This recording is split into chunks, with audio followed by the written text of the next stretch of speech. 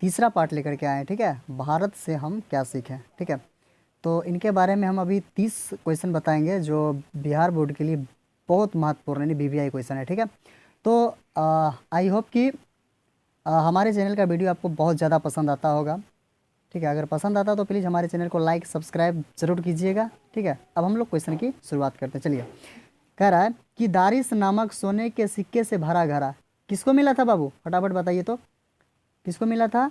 तो याद रखिएगा वारेन हेस्टिंग्स, यानी ऑप्शन नंबर सी, किसको मिला था दारिस नामक सोने के सिक्के, तो वारेन हेस्टिंग्स को, ठीक है। दूसरा प्रश्न हमारे साथ है, कह रहा है कि कौन प्राचीनतम भाषा है, बताइए सबसे पुराना यानी प्राचीनतम भाषा कौन सा है बाबू, तो याद रखिएगा संस्कृत सबसे प्राचीनतम भाषा है, ठीक है। चलिए तीसरा प्रश्न देखते हैं, कह रहा है कि मैक्स मुलर की मृत्यु कब हुई थी, फटाफट बताइए। तीसरा प्रश्न कह रहा है कि मैक्स मुलर की मृत्यु कब हुई थी, तो याद रखिएगा कि मैक्स मुलर का मृत्यु जो हुआ था वो 28 अक्टूबर 1900 ईस्वी को हुआ था। कब हुआ था, 28 अक्टूबर 1900 ईस्वी को, ठीक है। चौथा प्रश्न देखेंगे, बहुत मज़ेदार क्वेश्चन कह रहा है कि किसके अध्ययन क्षेत्र में भारत के कारण नवजीवन का संचार हुआ था, यानी फिर से क्वेश्चन एक बार देखेंगे, कह रहा है कि किसके अध्ययन क्षेत्र में भारत के कारण नवजीवन का संचार हो चुका है, किसके कारण। तो याद रखिएगा इसका आंसर जो होगा वो नीति कथा में, कहाँ से हुआ था, तो नीति कथा, याद रखिएगा, ठीक है। क्वेश्चन नंबर 6 कह रहा है कि मैक्स मुलर के पिता का नाम क्या था, फटाफट बताइए बाबू। मैक्स मुलर के पिताजी का नाम, मज़ेदार क्वेश्चन, मैक्स मुलर के पिताजी का क्या नाम था, तो विलियम मुलर को मिला था, ठीक है। सातवां प्रश्न कह रहा है कि मैक्स मुलर का जन्म कहाँ हुआ था, फटाफट बताइए। मैक्स मुलर का जन्म कहाँ हुआ था बाबू, तो मैक्स मुलर का जन्म लगाइएगा डेसाऊ, यानी जर्मनी के एक जगह था डेसाऊ में, तो वहाँ उनका जन्म हुआ था मैक्स मुलर जी का, ठीक है। देखिए प्रश्न नंबर 8 हमारे पास है, कराकी पारसियों के धर्म का नाम, यानी पारसी जो होता है उसका धर्म का क्या नाम है बाबू, तो याद रखिएगा जरथ्रस्ट, ठीक है। नहीं 9वां प्रश्न है, ठीक है, 9 नंबर का क्वेश्चन देखेंगे। कह रहा है कि सर विलियम जॉनसन ने भारत की यात्रा कब की थी, क्वेश्चन नंबर 9 पूछ रहा है कि सन विलियम जॉनसन ने भारत की यात्रा कब की थी, तो फटाफट बताइए तो क्या आ जाएगा इसका आंसर, 1783 ईस्वी में सर विलियम जॉनसन ने भारत की यात्रा कब किया था, तो 1783 ईस्वी में, ठीक है।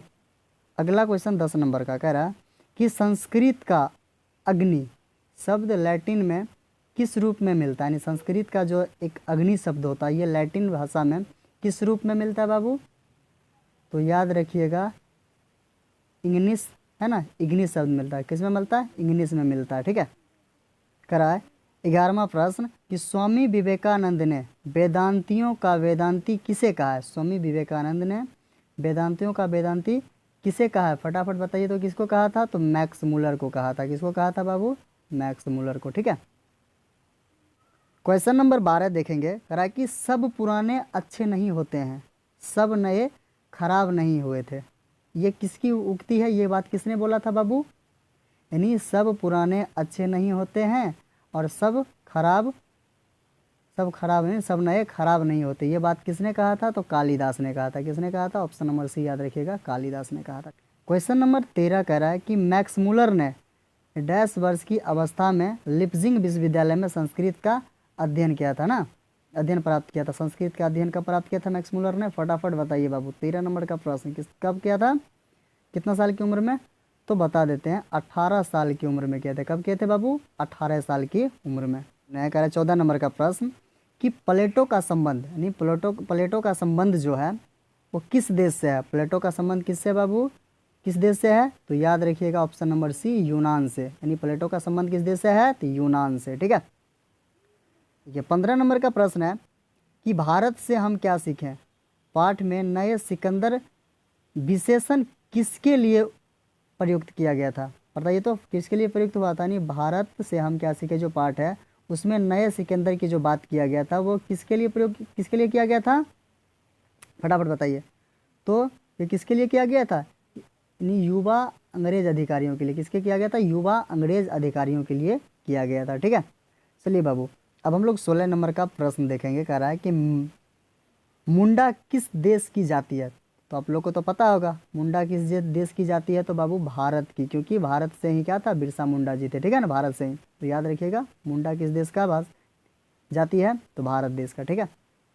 क्वेश्चन नंबर 17 देखेंगे, कह रहा है कि शाहनामा का रचना काल है, यानी शाहनामा का रचना काल कब से था बाबू, फटाफट बताइए। शाहनामा का रचना काल कब से था, तो 10वीं सदी से लेकर के 11वीं सदी के बीच था ना। कब से कब था, तो 10वीं सदी से 11वीं सदी तक, ठीक है, ऑप्शन नंबर बी। चलिए क्वेश्चन नंबर 18 देखेंगे, करा कि वारेन हंसरिगसन था, है ना, वारेन हंसरिगसन था। तो फटाफट बताइए वारेन हंसरिगसन क्या था रे बाबू, तो याद रखिएगा भारत का जनरल गवर्नर है, भारत का गवर्नर जनरल था, ठीक है। चलिए 19वां प्रश्न है कि दारिस क्या है, फटाफट बताइए कि दारिस क्या है। दारिस का माने क्या होता है बाबू, सोने की प्राचीन काल सिक्का ना, प्राचीन कालीन सिक्का। ये दारिस क्या होता है, सोने की प्राचीन काल का जो सिक्का होता था उसको दारिस कहा जाता था, ठीक है। देखिए 20वां प्रश्न हमारे सामने करा कि भारत से हम क्या सीखें। ये किसने लिखा है बाबू, कि ये किनका रचना है, भारत से हम क्या सीखें, ये किनका रचना है, तो ये तो पता होगा, option number D, Max Muller. किसने लिखा है भारत से हम क्या सीखें, तो मैक्स मूलर जी, ठीक है, ऑप्शन नंबर डी। चलिए अगला प्रश्न 21 नंबर का दिया गया, कह रहा है कि नालंदा विश्वविद्यालय कहाँ स्थित है। बाबू फटाफट बताइए, ये तो बहुत अच्छा क्वेश्चन है। नालंदा विश्वविद्यालय कहाँ स्थित है, तो आपको पता होगा बिहार में, ठीक है। नालंदा विश्वविद्यालय कहाँ स्थित है, तो बिहार में, ठीक है। 22वां प्रश्न कह रहा नृवंश विद्या का संबंध किससे है। नृवंश विद्या का संबंध किससे है बाबू, फटाफट बताइए। नृवंश विद्या का संबंध मानव विज्ञान से, किससे है बाबू, मानव विज्ञान से, ठीक है। देखिए 24 नंबर का प्रश्न बहुत अच्छा क्वेश्चन कर रहा है, जनरल कनिंघम का संबंध किससे है, फटाफट बताइए। जनरल कनिंघम का संबंध किससे है बाबू, फटाफट बताइए। तो याद रखिएगा पुरातत्व से, ठीक है, किससे संबंधित है, तो पुरातत्व से, ठीक है। अगला क्वेश्चन नंबर 25 नंबर का क्वेश्चन कर रहा है कि लिप्जिंग विश्वविद्यालय में मैक्स मूलर ने किस भाषा का अध्ययन किया था। तो आपको पिछले बारे में भी बताया दिया था, तो वो संस्कृत भाषा का पढ़ाई किया था। किस भाषा का पढ़ाई किया था बाबू, संस्कृत की भाषा की पढ़ाई किया था, नहीं, ऑप्शन नंबर सी याद रखिए। क्वेश्चन नंबर 26 का रहा है, बहुत मजेदार क्वेश्चन का रहा है, इंग्लिश किस भाषा का शब्द है। क्वेश्चन नंबर 26 का रहा है, इंग्लिश किस भाषा का शब्द है, तो वो आप याद रखिएगा लैटिन भाषा है ना, लैटिन, ऑप्शन नंबर बी याद रखिएगा लैटिन।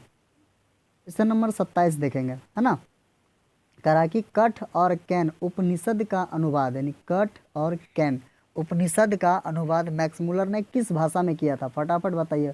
किस भाषा में किया था, फटाफट बताइए, यानी किस भाषा में किया था, तो जर्मन भाषा में किया था। किस भाषा में किया था, जर्मन भाषा में, ठीक है। देखिए क्वेश्चन नंबर 28 कह रहा है कि महारानी विक्टोरिया ने नाइट की उपाधि प्रदान की थी, है ना, महारानी विक्टोरिया ने नाइट की उपाधि जो प्रदान की थी, ठीक है, वो किसके लिए, फटाफट बताइए किसके लिए, तो मैक्स मूलर के लिए। किसके लिए बाबू, मैक्स मूलर के लिए, ठीक है। देखिए क्वेश्चन नंबर 29 करा कि मैक्स मूलर को वेदांतियों का वेदांती किसने कहा था। ये क्वेश्चन रिपीटेड क्वेश्चन है ना, ये क्वेश्चन एक बार और पूछा गया है, मज़ेदार क्वेश्चन है, कह रहा है कि मैक्स मूलर को वेदांतियों का वेदांती किसने कहा था, तो स्वामी विवेकानंद ने। किसने कहा था बाबू, तो स्वामी विवेकानंद ने कहा था, ठीक है। चलिए तो अब अंतिम प्रश्न देखेंगे, बहुत मज़ेदार क्वेश्चन करा कि मेघदूत नामक पुस्तक का अनुवाद मैक्स मूलर ने किस भाषा में किया था। देखिए एक बार और क्वेश्चन सुन लीजिए कि मेघदूत नामक पुस्तक का अनुवाद मैक्स मूलर ने किस भाषा में किया था। तो आप लोग को याद होगा किस भाषा में किया था, ऑप्शन नंबर सी, जर्मन भाषा में। किस भाषा में किया था, तो जर्मन भाषा में। तो आई होप कि आप ये 30 प्रश्नों का जवाब याद कर लिए होंगे। याद नहीं किए हैं तो वीडियो को एक बार फिर से देखेंगे और अपने फ्रेंडों में शेयर करें। अगर हमारे चैनल को लाइक सब्सक्राइब नहीं किया तो प्लीज़ हमारे चैनल को लाइक सब्सक्राइब करें, ठीक है।